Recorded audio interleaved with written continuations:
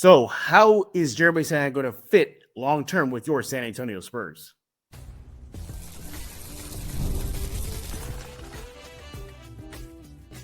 You are Locked On Spurs, your daily San Antonio Spurs podcast, part of the Locked On Podcast Network. Your team every day. Happy Monday. Welcome back to Locked On Spurs, the Locked On NBA Network. I'm your host, Jeff Garcia, Spurs writer for Kens 5 San Antonio. Glad to have you all back. Hope you had a great weekend and happy belated Father's Day to all the dads out there. Make sure to subscribe to Locked On Spurs wherever you get your favorite podcasts, iTunes, Spotify, Kens 5 Plus app, YouTube. You know what to do. Go subscribe ASAP. You guys are the everydayers. We appreciate it. What are we talking about today? We're at a crossroads with Jeremy Sochan. Is that where the team is in right now? In case you didn't know, he could possibly enter restricted free agency this offseason. Now, the Spurs do have a team option on the table. We're going to be discussing that. But how is Sochan going to fit long-term with the Spurs seemingly wanting to get out of the rebuild like ASAP? And yeah, is he going to be here for the long haul? We're going to talk about that and play a game of buy and sell, where our guest has no idea what I'm going to ask him regarding your silver and black. It's been a fun game. Hopefully, our guest will knock it out of the park. This is going to bring him on. Mr. Casey Vieira, my good friend. Follow him on X at Casey_Vieira. Casey, happy belated Father's Day. Thank you. It was good. It was awesome.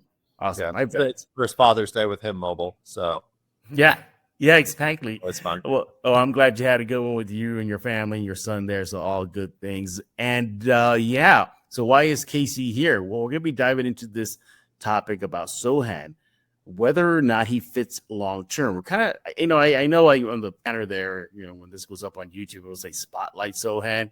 But really, we think about it, maybe it should be Crystal Ball. Sochan, how does he fit long term? So let's start off with the deal. So the Spurs do have a team option on the table. Start off with that. Do you think they'll pick it up?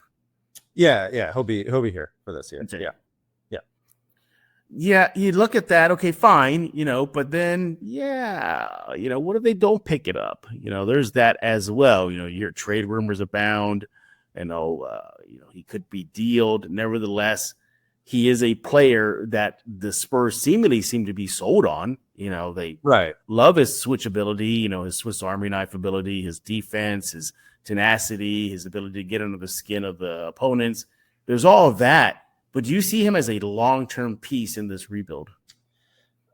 I think there's certainly the possibility of it. And I think that what we learned a lot last year from Jeremy is that I think we kind of figure out a better idea of what his role is on this team. And you just said it right there, a Swiss Army knife type of guy. You're not anticipating Jeremy Sochan to be the MVP of this league in 10 years. You're not anticipating him to be an all-star, but you're anticipating him to be a reasonable enough glue guy, and everyone needs that on their team. And if there's one thing that happened with the De'Aaron Fox deal that was maybe not talked about enough, in my opinion, was the fact that for the first time since Victor got here, and honestly, really before that, everyone fell into a role that they were designed to be in. Devin Vassell, not an option number one on an offense like he was 2 years ago.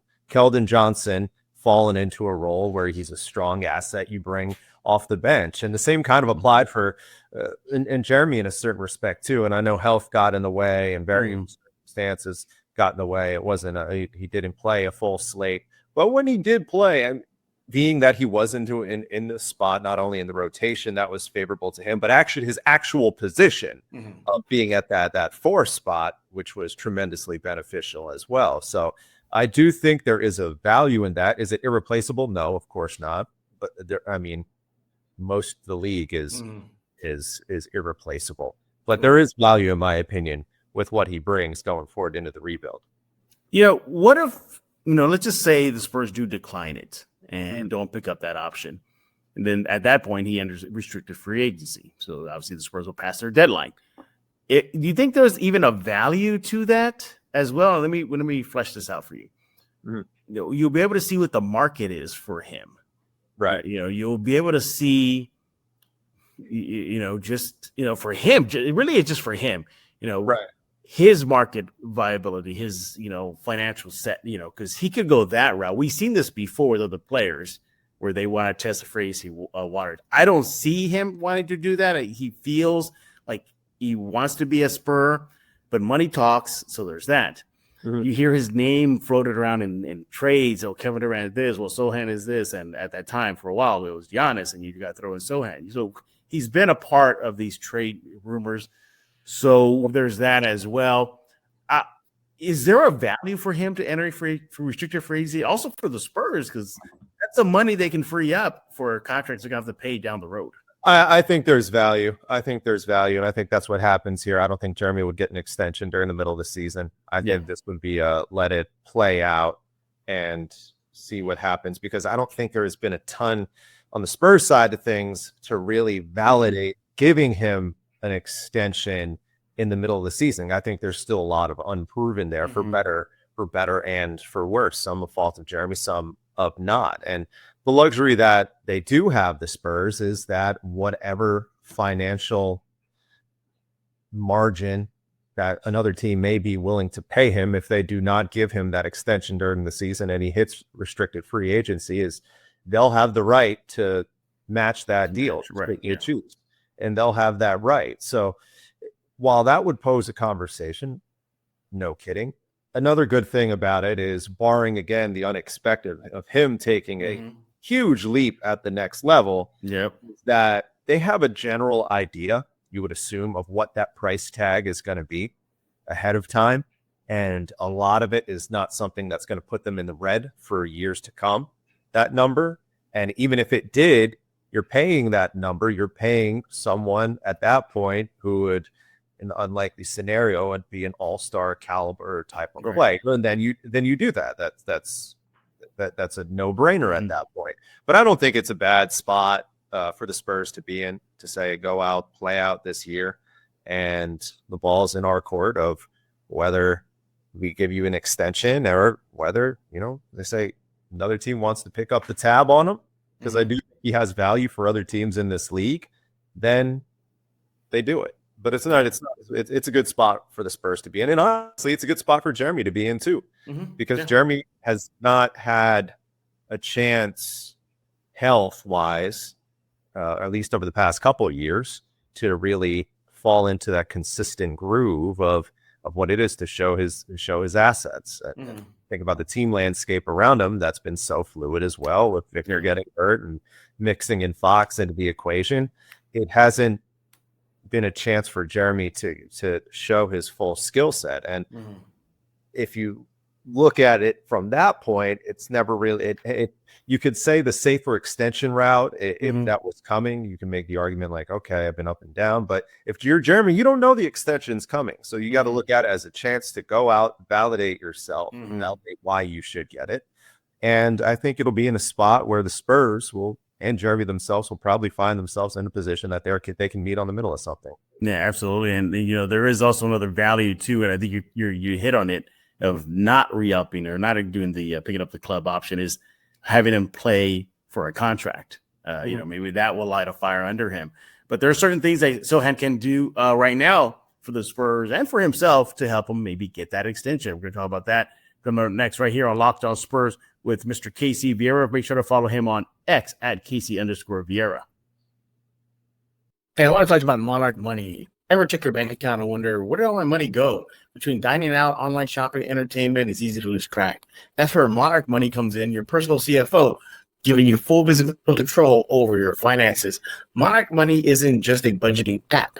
It's a complete financial command center. You can track all your accounts, investments, spending in one place, and you just stop managing your money and start building wealth. You have surprising insights, all-in-one convenience, easy collaboration. For example, managing your money with your partner is smoother than ever. You can track, share personal accounts, set goals, stay on the same page without the stress. And like I said, all-in-one convenience. Instead of juggling multiple apps, you can use Monarch to check your finances, track spending, and plan long-term goals. Take control of your finances with Monarch Money. Use code LOCKEDONNBA at monarchmoney.com for 50% off your first year. That's Monarch Money, code LOCKEDONNBA for half off your first year. Hey, this is Hot Rod. And I'm RC from the Cybertron Spurs. And you're listening to Locked On Spurs with Jeff Garcia.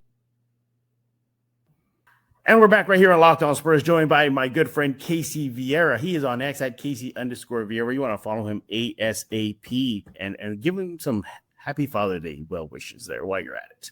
If the father, I'll give him right back. There you go. You see how it all circle life there, everybody. Circle of life. We're talking about Jeremy Sochan looking into the crystal ball. How does he fit moving forward? In case you did not know, the Spurs have a team option on him this offseason. They can pick it up or decline it, making him a restricted free agent. Let's talk about what he can do to help himself to get a pretty good extension here. Right. Is just mainly on the court. I mean, we know what he can do, but there's some areas of his game, Casey, that, man, you would have thought would have gotten better by now, but they haven't, namely the outside shooting. It's still an issue. Now, he did release video of himself in a gym this offseason, knocking down some threes. The form looks better, but then again, that's not an NBA game. There's not a Lou Dort on him, holding him down. There's nothing like that. No. So he has to improve his game. I think ASAP right now, and it has to be floor spacing because he's not a floor spacer. Mm-hmm. And it goes back to what we were saying before the break, is that the spot that Jeremy's in right now is that he's being given a blank canvas, presumably an opportunity to go out there and show what he can do. It's not going to be a situation where he's worried about being stapled to the bench and not getting the opportunity to show what he has should he hit that restricted free agency market. He's going to get that chance. There are a lot of things, like you said, that need to be fixed to a certain extent. But then at the same time, though, when you're putting that extension into, or that number into a 22 going on 23-year-old, part of that money you're giving him is not for, on this first rookie extension, is not for the present. You're still paying ahead of time for what you think the potential is going to be by the back end of it would probably be a 4-year extension. So you're not getting too wrapped up in 1 and 2, but you're hoping that the years 3 and 4 is where that real leap is really going to see. You're going to see that potential really start to have that incremental growth, because at that point, that would be it would be 6 or 7. Either way, at that point, you're probably getting a player at the start of his peak, theoretically, and that sort of a general role player. And that's the opportunity Jeremy has, though, to really go out and, to show that this year. And here's the thing, too, for the Spurs. Do you really want to overpay for a guy who likely is just a reserve? Right. Just a role player? You really want to spend upwards of 25, 27 million on a guy that maybe one day he's good at scoring, one day he's playing good defense, or now, you got to move to the bench, are we in that situation? Also, too, another elephant in the room, too, is he is a tradable player. He is tradable. His long-term fit in San Antonio could equal being traded in the short term to help the Spurs long-term. Or be able to use in a trade long-term as well. Exactly. So, I think we're in agreement here. He's not untouchable. He definitely is a player, that they can use in a trade situation. Now, you're hearing Kevin Durant. That's the big name right now. I mean, Durant might as well be wearing a Spurs jersey, according to all these reports that are out there, that are floating. But nevertheless, it's like I look at Sochan, I see why he would fit long-term, because he does have the dirty work. But then I see they can get improved. They can get improvement. I mean, right. We just mentioned his name, Lou Dort. And basically, isn't it like Lou Dort, literally like Sochan, but like times 5 or something? He's a lockdown defender, but he can play shorter too. And he's shorter too, yeah. So what I'm trying to get at here, and again, I'm not trying to take shots at Sochan here, but is Sochan a replaceable type of player? Yeah, I think so. I think so, but that's like we were saying before. I think that's a large chunk of the league. And you have to remember, though, talking about the 25, 26, 27 mil, whatever it is, you look relative to some of the other role players in the league and what they're making. And kind of the bar when we were prepping for this was maybe the best the best tier of the guy, the best role players I was kind of putting out there, and then role players that probably got a contract that was too big. And I used like Josh Hart a couple years ago, the bar for him, summer of 23. He got 4 for $80. If you consider that in present day, that's a pretty good deal, because Josh Hart getting that contract today in the year 2025, I think he's a $100 million player. This time last year, Patrick Williams, who was in a very similar kind of situation to Sochan, it was a little bit of a up and down road by the time through year 4. And when it came time for that rookie extension, the Bulls gave him 5 for $90. And that first year, it hasn't worked out particularly well, and they're stuck with a lot of money on the back end. So what I think the number that you said is probably somewhere what they would have to pay, given a few years of inflation down the road. I think it would be somewhere in that 4 for $80 mark, 4 for $90 potentially, depending on how he plays. And if it's market value, I mean, $25 million a year in the year, what would be the summer of 2026 is not crazy. It's not a crippling number.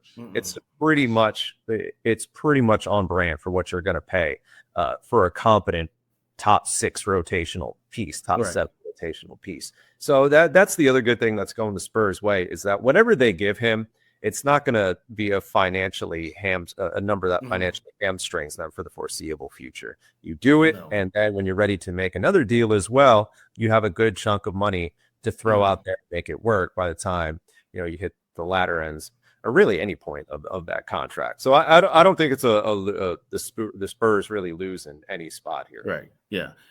Is what he is already. I mean, we know what the big deficiency is at the offensive side. Yeah. But I think he is what he is in the sense that we know the type of player he's going to be. I don't think he's hit his peak. I think he is what he is in the sense that we know he's not a superstar. Right. We know that he's a glue guy. We know that he does, hopefully, a lot of good things, nothing great. And that's the archetype. That's the better kind of the archetype of what he is. Right. We're not anticipating anything miraculous, some sort of huge leap. We're not anticipating that. But is there room, the unknown of whether he can maximize the next step, to be determined?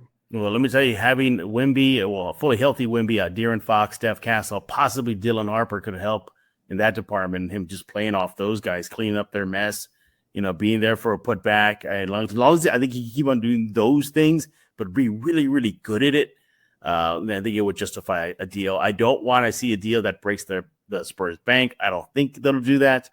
I think they'll pick up their team options soon. Yes, I think that will happen, but it's just a long-term fit. And unfortunately, I won't say unfortunately, but that's just the nature of the business. As you say, they pick his option up or they give him the extension, whatever it is, that still will not make him untouchable. He still would be on the table should a decent deal be presented to the Spurs. So there's that. All right. He is Casey Vieira. Follow him on X at Casey_Vieira. And let him know what you think about his takes regarding the future of the Spurs, Jeremy Sochan, that team option, restricted free agency, all that good stuff. Make sure to follow him ASAP. You can let me know your thoughts by going to the Locked On Spurs YouTube page, subscribing, leaving a comment. We'll read in the future episode. Coming up next, though, we're going to be discussing, we're going to rephrase that. We're going to be having fun with Casey. We're going to be playing a game of buy or sell where Casey has no idea what I'm going to ask him regarding your silver and black. We're going to do that right now with Casey Vieira. Hey, let's talk about FanDuel. The NBA playoffs are in full swing, and every night delivers highlight-worthy performances, major momentum shifts, and can't-miss moments. Whether it's an 8-game winning shot or a breakout player, there's never been a time to get into the action right now than with FanDuel. FanDuel makes it easy to stay in the game before tip-off and live with player props, performance trends, and same-game parlay. Fans have more ways than ever to play smart and win big.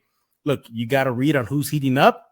When I back it up with the same-game parlay, you could win $200 in bonus bets and add that excitement to your first $5 bet. Hey, what about players that are showing up at the biggest moments? How you can track their trends and build your next best bet. You want to go to FanDuel right now. New to FanDuel is the perfect time to sign up. Head to FanDuel.com and place your first $5 bet. If it wins, you'll get $200 in bonus bets. Make every moment more with FanDuel, official sports betting partner of the NBA. I am Megatron. Do not fail me and subscribe to Locked On Spurs with Jeff Garcia. And we're back right here with Casey Vieira, my good friend. He is on X at Casey_Vieira. Follow him ASAP. Before we play our game of buy and sell, I want to show you something here, Casey. Uh-oh. I really need to update these pictures, man. What is you, like 10? What was that from? 20? Was that from? Hey, look at that. I think the Bill Russell. Yeah, that was your Bill Russell yeah, pass. So I think that was 22, 23. Yeah, you got the self patch on there too. Look at that. What is he? That like first 10? year he was dyeing his hair. The second year he wasn't. And then the third year he was again. So that might be his rookie year. Note to self: update photos during the offseason. Oh. That would be good. All right, let's go ahead and have a game of buy and sell with Casey Vieira now in this Oh, segment. there it is. Look at that. Look at that. See, little baby steps here at Locked On. Yep. Baby Yep. steps. This is a game where we invite our guest, and he has no idea what I'm going to ask him when it comes to your silver and black. So let's go ahead and get these questions ready for Casey here. All right, Casey, you are up. Buy or sell? Mitch Johnson will lead the Spurs to 45 wins or more. Bye. You can buy it. Okay. Bye. Why is that? Because I think anybody with the team that he has right there, and the leaps that they should be taking, that I think they will make, to be a close to playoff team, certainly play-in team, you need to be right around that 45 win mark. I would say bye.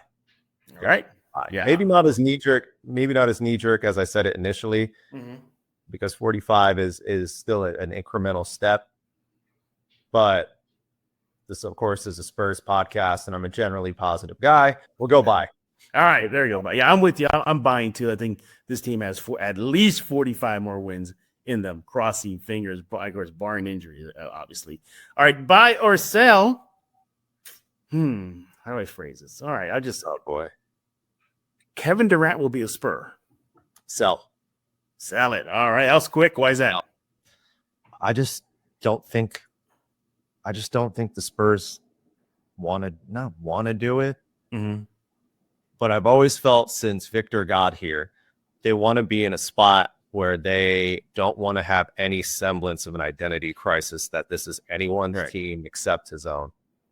And by acquiring Kevin Durant, one of the greatest to do it of all time, one of the biggest names to do it all time, there's inevitably going to be chatter. The first time they hit a 5-game losing skid, or not a 5-game, but the first time they hit a 3-game losing skid, and they're saying, oh, is there a crisis? Is there an identity crisis between the two teams? I think that's a conversation the Spurs want to avoid.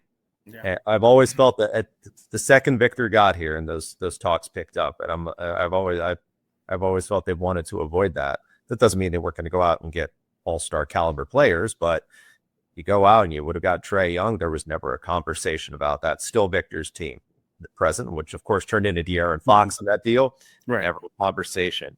Kevin Durant, even at 37 years old, I don't think they want that conversation to present itself. And I think at the same time, they like what they have. It's cliche. It's beaten into the ground, and it's good with what they're good with what they have. They really are. And for the first time, we were mentioning earlier, you're going to see all these guys, health assumed, get into the roles that they want. And I feel like the Spurs front office is more comfortable going with that route of saying, hey, we're finally healthy and we have everybody in place. When you get Kevin Durant, you're kind of shaking the foundation a little bit. And the Spurs historically and in the present day as well, they don't like to shake the foundation. Right. No. Not to say that they don't have a ton to give for Durant, because I do. I think they have probably the best trade offer to do it and still have plenty left. I just haven't gotten the feeling that they're going to pull the trigger on it, because I just history just suggests that they don't do these things, and I don't think they will again. Yeah. Man, I look at the whole KD thing and I'm like, I get it. I understand. I understand both sides, the pros and the cons. The pros, the numbers he throws up there, even at his age. I mean, good. Spurs are sometimes offensive droughts. There you go, KD. Then I get the other side is if you overpay on the sticker price, do you give up way too much for him? Does he even stay a Spur for 1-2 years more? And so I get both sides. All right, your final buy or sell question before we get you out of here, Casey. Buy or sell, Devin Vassell will finish next season a Spur.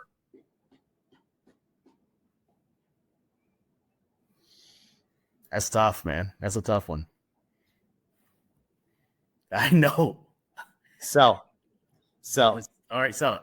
Because I think they're going to need to make a move, and he is one of the best reasonable trade chips that they do have. I say reasonable outside of Fox, Castle, presumably Harper. Yeah, and he's the most reasonable asset that they have to move. And at some point, they're going to have to condense those assets a little bit. And if they want to get a player who best functions the team with what they got going on, or at least better fits than Vassell is the best thing they have going out, realistically. And I don't think we'll see a situation this year with the Spurs where they get that full answer yet of what works and what doesn't, because they haven't had this full team entirely healthy. And I think once they get that rhyme or reason, they need to make a move for better and for worse. And the best piece that you're moving is the guy on your screen right there. Yeah. What a gift to get.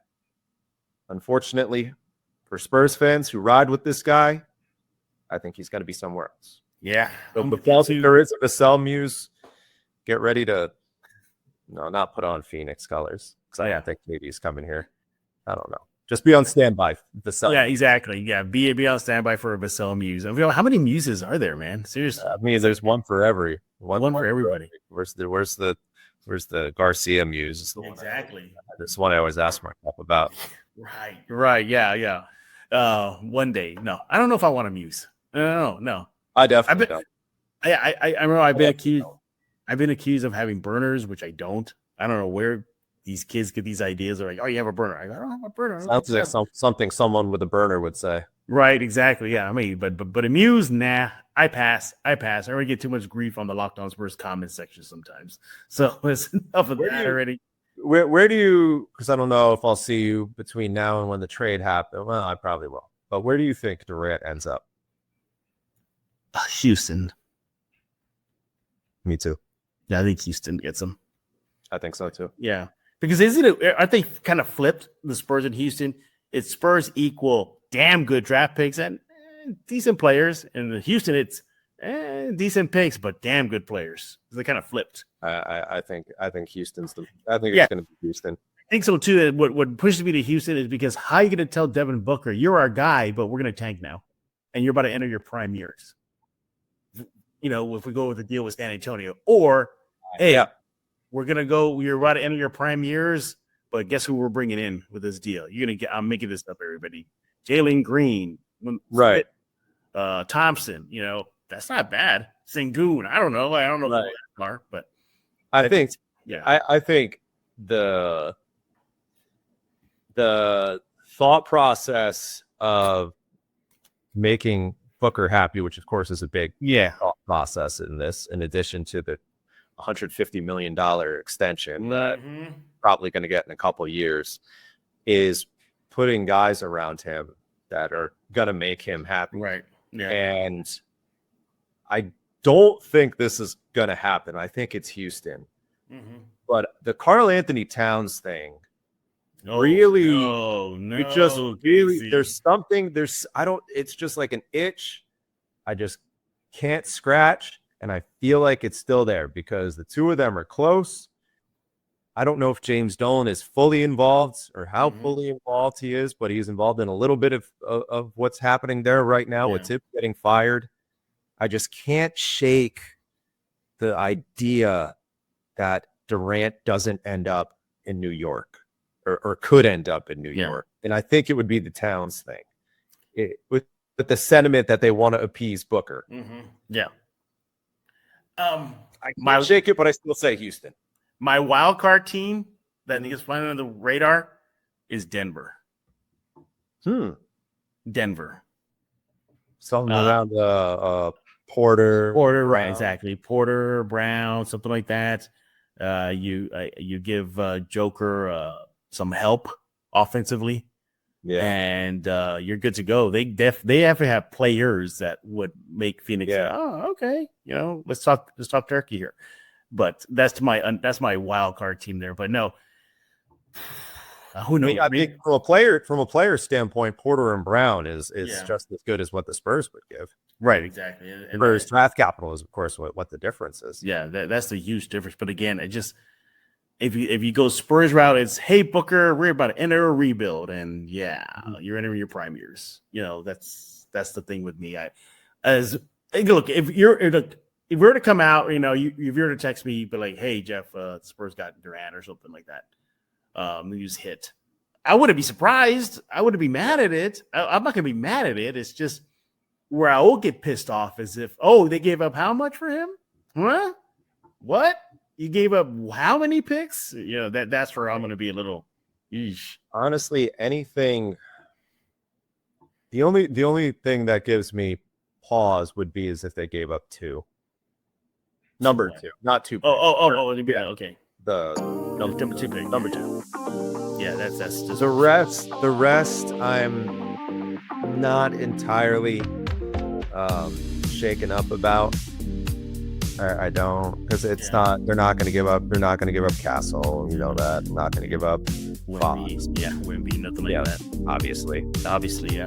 I don't think there's a ton that puts pause for me that they do have. Aside from that, right? Yeah, and it's just how long is he going to be here?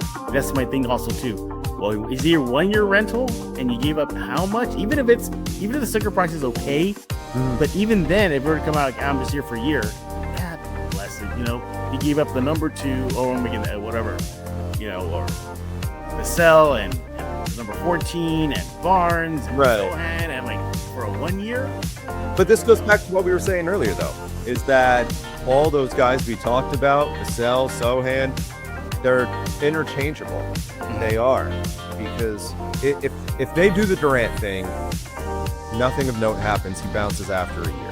Yeah. What are you left with? You're left with Victor. You're left with Fox. You're left with Castle. You're left with Harper at your core. You're not. This is, people like to say it's the Phoenix situation the other way around. The Phoenix situation bombed. It wasn't because of Durant. It was because Bradley Beal. And Bradley Beal didn't want to be moved, and Washington, giving him that no trade, gave him every right to do that. And if Bradley Beal did not have that deal, he would have moved. And they would have gotten pieces in place that would have better suited them. But the Bradley Beal contract is the big reason why that experiment didn't work. And in addition to the fact why I think it would work too, is that if you keep the Durant thing, even if the Spurs struck out, long term it would work. Victor is better than Devin Booker. What it is.